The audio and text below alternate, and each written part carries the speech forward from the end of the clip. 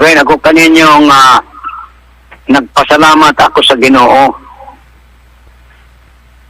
nga giatagan ako gamay nga kaalam. Wisdom kani nga didto kani ni Adan sa niadtong panahon apan gibawi sa Dios ang wisdom. Tungod kay nakasala si Adan.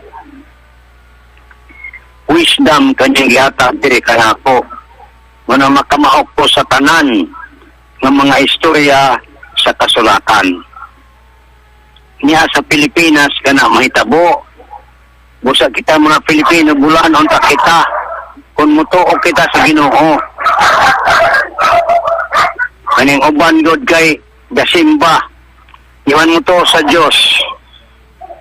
Manang ang Dios nagkanta sa kanta ni Victor Wood nga where is your heart? Your lips may be near, but where is your heart? Kay ang mga bil sa nagsimba Ginoo, pero asa may nagsing-kasing o sa bulungan. Where is your heart? Matod pa sa Ginoo.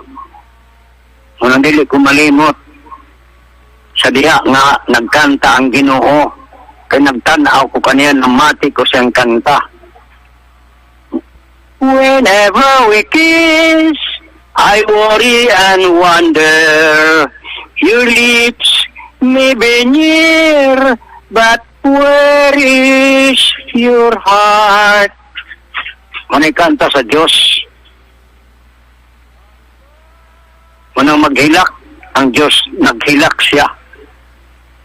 Kaya ang mga tao, dinhi sa Pilipinas mismo, dili mo tuo sa Diyos. Tuwa sa ugis, ug sa pula. Tuwa sa hantakan, tuwa sa tubaan, mga hubog. Naghilak ang Diyos niya, anak.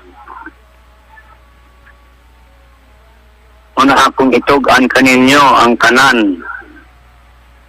Kay aron kita makaandam, pangandam kamo kay hapit na, gamay na lang ang kulang.